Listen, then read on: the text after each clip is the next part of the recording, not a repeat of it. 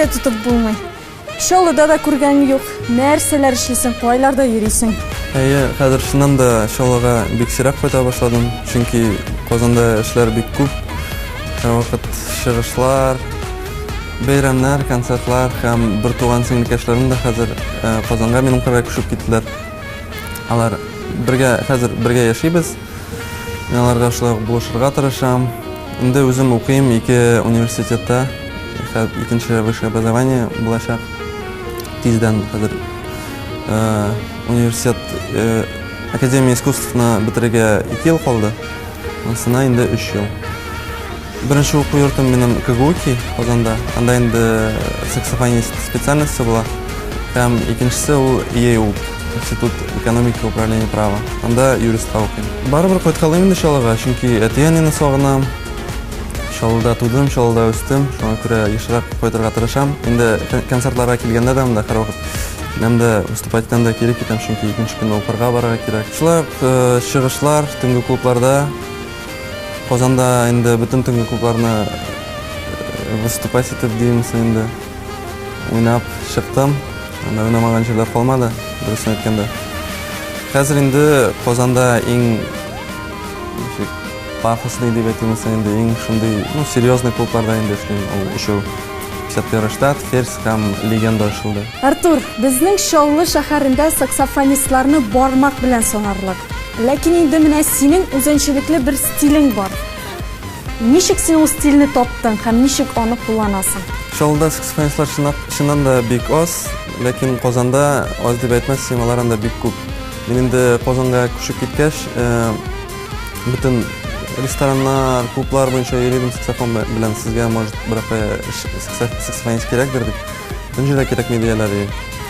Шуңа күрә инде мин чиктер үземчә бер үзенчәлекле әйбер эзли башладым. Шул клубная музыкага подбирать та башладым, төрле импровизациялар, көйләр. Һәм ул минем бик кызык килеп чыга башлады. Шуннан инде клубларга кирип киттем. Стиль буенча мин әйтмәсәм, то что минем хәзер ул бер определенный стилем бар. Чөнки мин әле яшь, мин һәрвакыт эзләнәм, инде үземнең юлымны эзлим. Хәзер спортка кирип киттем, күбрәк даже спорт буенча эзләнәм диемсең инде үземнең бассейннарга йөрим. Син бит әле тагын уйнаудан башка җырлыйсың да, клиплар да төшерәсең икән. Инде алар яшьләр өчен бик тә туры килә торган, заманча, матур, һәм инде бик тә профессиональ яктан төшерелгән. Клип әлегә берәү, ул кайда дип атала. Мин аны иң якын дусларым белән төшердем. Без анда акчалар вкладывать итмәдек, берәүдә шундый материал яктан да ул безгә җыелыштык дуслар. Берсе режиссер, берсе җырны язды. Мин инде исполнитель буларак. Һәм бөтенебез бергә эшләдек. Без аны 3 көн эчендә төшердек. Кайда дигән исем бирдек.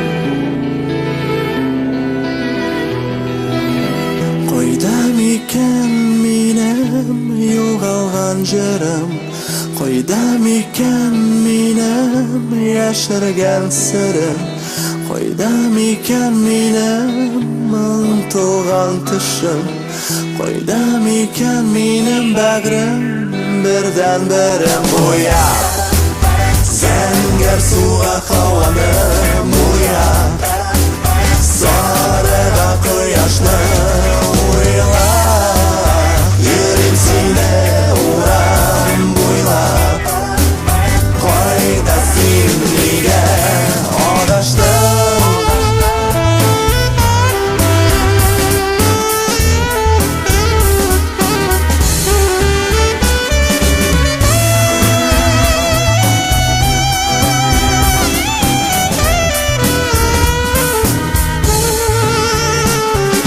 Хәзер планда 3 клип тагын чыгасы бар. Берсендә була клубная музыка һәм саксофон. Аны без төшердек Рай клубында, 51 штат, Ферс. Һәм инде Башкортстанга барып, Урал тауларында төшердек. Шуннан кадрлар булачак.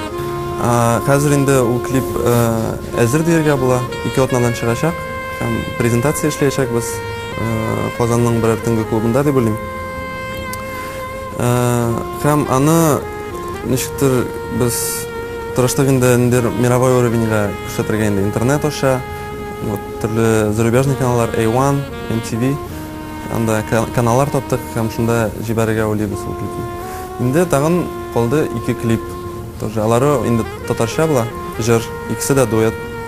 Икесе дә татар эстрадасының җырчы кызлары белән булачак.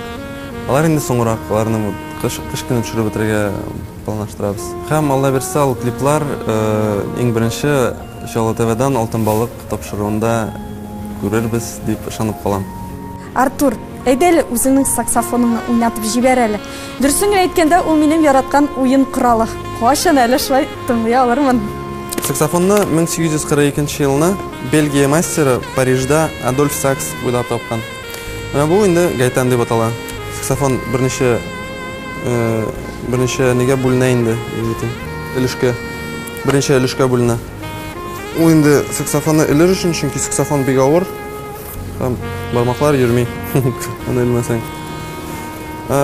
Бу Адольф Сакс исеменнән мин аның фамилиясын алдым, үземә псевдонимны сайлаганда. Төнге клубларда минем үзем псевдонимым бар, ул Маузер Сакс. Маузер инде ул минем әтинең исеме, аны алдым. А Сакс ул Адольф Саксның фамилиясе булып чыга.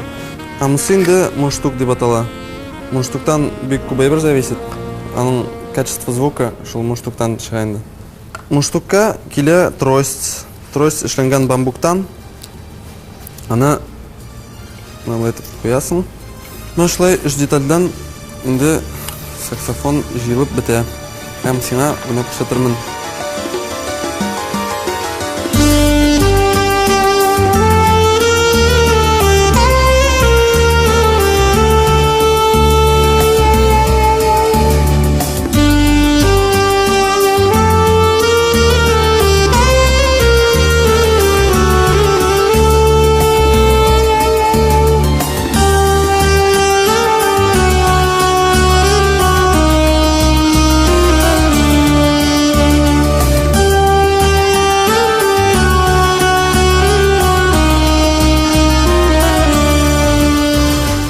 Артур, әмма саксофонда уйнарга сиңа беренче булып кем өйрәтте?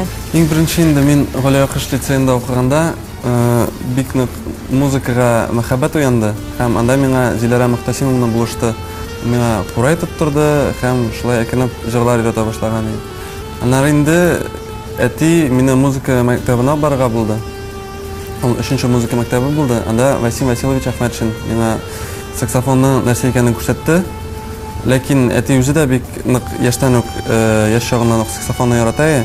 Шуңа инде ничек шул намеренно саксофонны күрсәтергә дип барды инде мине Василий Васильевич.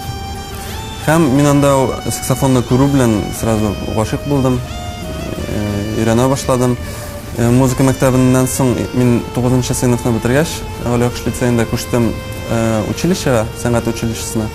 Анда минем укытучым булды Бадретдинов Рамил Бурханович. Ул шул анда директор да ул, һәм минем специальность укытучысы да булды. Мин үзем музыкада язам, буш вакытым булганда, төрле инструментларны өйрәнәм, фортепиано уйныйм, гитара да уйныйм. Бер ярты ел элек әле алганым губная гармошка, анда уйнарга өйрәндем.